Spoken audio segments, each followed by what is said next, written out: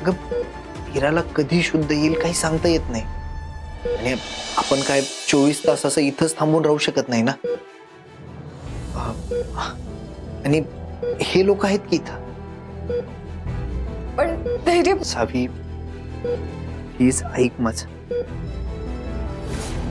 आपण जाऊयात घरी.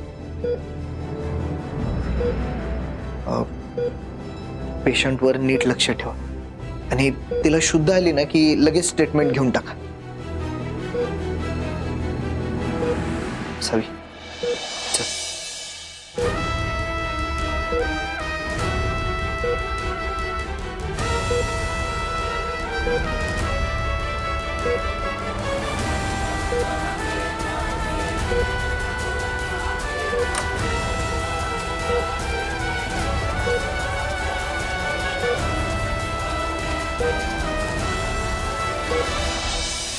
सावी, आज परत एकदा वाचलीस ग. पण तुझ्याकडे फार दिवस नाहीयेत.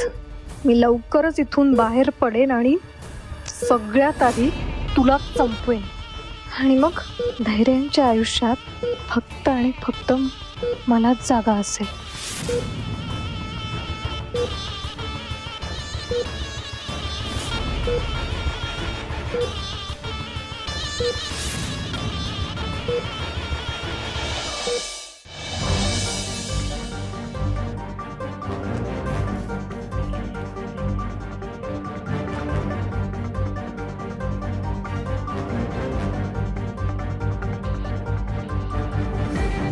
सावी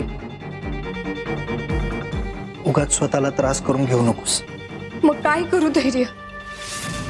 इतकी वर्ष आम्ही पप्पांना शोधत होतो. कुठं असतील, कुठल्या अवस्थेत असतील काहीच माहित नव्हतं आम्हाला. आणि आता त्या सगळ्या प्रश्नांची उत्तरे हिरा देणार होती. पण तिचीच अशी अवस्था झाली. मनात एवढे सगळे प्रश्न आलेत पण कशाचीच उत्तरं मिळत नाहीयेत. मिळतील सर. तुला तुझ्या सगळ्या प्रश्नांची उत्तरं मिळतील. तू टेन्शन घेऊ नकोस. आणि मी डॉक्टरांशी बोललोय. त्यांनी ट्रीटमेंट सुरू केली. जर इराच्या तब्येतीत काही सुधारणा दिसली तर ते लगेच आपल्याला कळवणार आहे. आणि कॉन्स्टेबल सुद्धा आहेत की तिच्यावर लक्ष ठेवायला.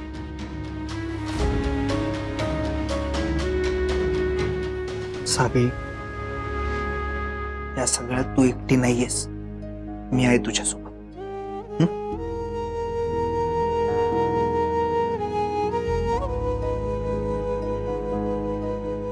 डोंट वरी. मी जरा डॉक्टरांना भेटून येतो.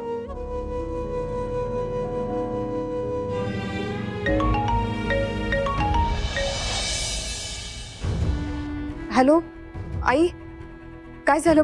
पप्पा बरे आहेत ना? सावे, तुला जरा घरी येता येईल काय? तुझ्या पप्पांना तुझ्याशी काहीतरी बोलायचंय. आत्ता काय झालं? पण सगळं ठीक आहे ना? हा ठीक आहे, पण त्यांना लय महत्वाचं काहीतरी बोलायचंय तुझ्याशी. तू ये की लवकर, मग बोलू. बरं ठीक आहे, येते मी.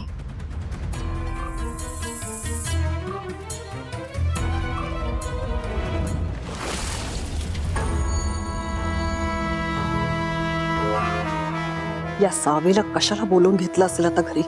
तिच्या बापाने तोंड उघडलं तर वाट लागेल सगळ्यांची. नाही नाही, काय वाटेल ते झालं तरी सावीपर्यंत तिच्या बापाचं सत्य पोहोचलं नाही पाहिजे. ती सावी आपल्या राशीलाच पुजली. मानगुटीवरनं उतरतच नाही. जेवढ्या वेळेस आपण प्रयत्न केला का नाही तिला घराच्या बाहेर काढायचा, तेवढ्या वेळेस ती ताटमानेनं घरात परत आली. अरे दादा, कधीतरी डोक्यावर बर्फ ठेवून विचार करत जा की. शांत हो की जरा. सावीचा विचार करणं महत्वाचं आहे का आता? आता महत्वाचं काय? इरा.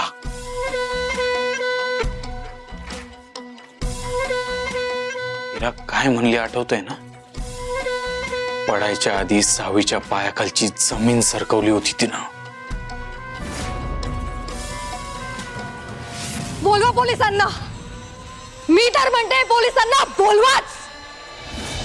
फक्त तुझ्याच नाही, सगळ्यांच्याच पायाखालची जमीन हादरेल. होय रे.